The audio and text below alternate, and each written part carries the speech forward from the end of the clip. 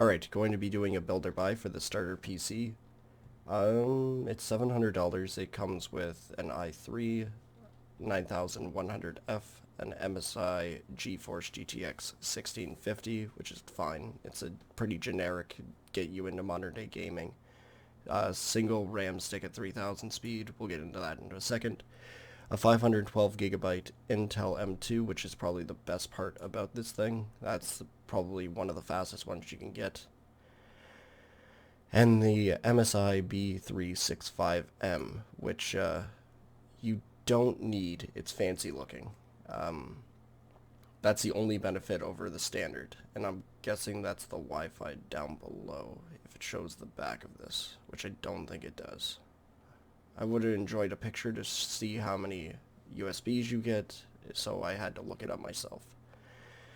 Kind of disappointing, a 450 watt bronze power supply. I would rather have seen a 500 watt white. And yeah, and an MSI Wi-Fi, which at the end of the day you shouldn't even be using Wi-Fi. It's not going to add you much benefit over a standard plug-in, the USB one. This case is really popular. I wouldn't pick it for myself. It's not my cup of tea. I don't like when it only has one source of airflow in. It will probably be good enough, but I also like a computer where you can slap a 240 millimeter water cooler on top, and this one can only handle a 120. It does come with an aftermarket deep cool cooler, which is pretty much the same as the Cooler Masters. It is good, but not needed for an i3 to keep it cool. It is the only RGB thing in here. It has two fans, 1 and 2.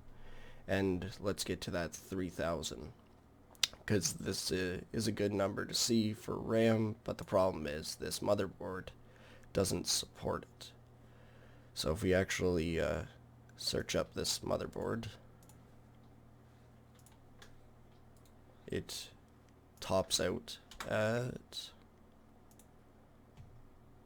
supports up to DDR4 memory up to 2666. So it's nothing to do with this motherboard. It's every B360 or B365.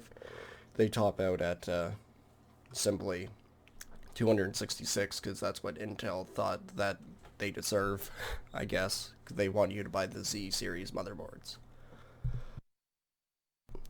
Um, yeah.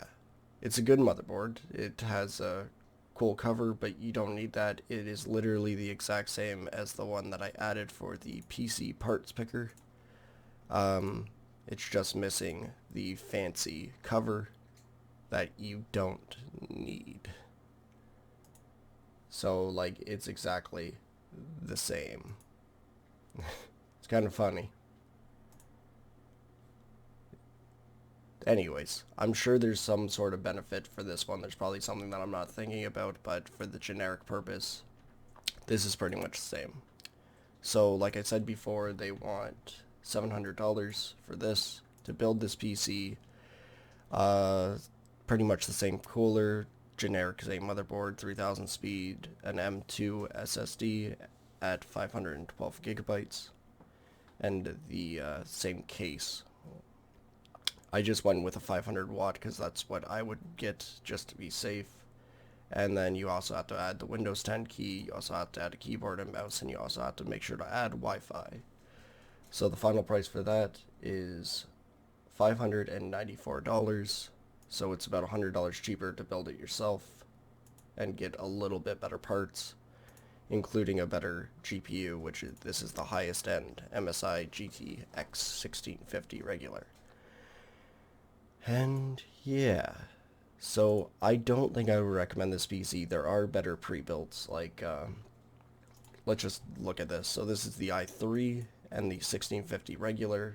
At Best Buy currently you can get the i5 9400, so the i5 versus the i3, same amount of memory, and the GTX 1650 Super, which beats the 1650. The difference is 1 terabyte hard drive, so that's slower but a lot more storage, and a 240 gigabyte standard SSD, so not as fast as an M2 but still quicker than a standard hard drive, so it's actually quite good. For $650 I would probably buy this, and with the $50 you save, get more RAM.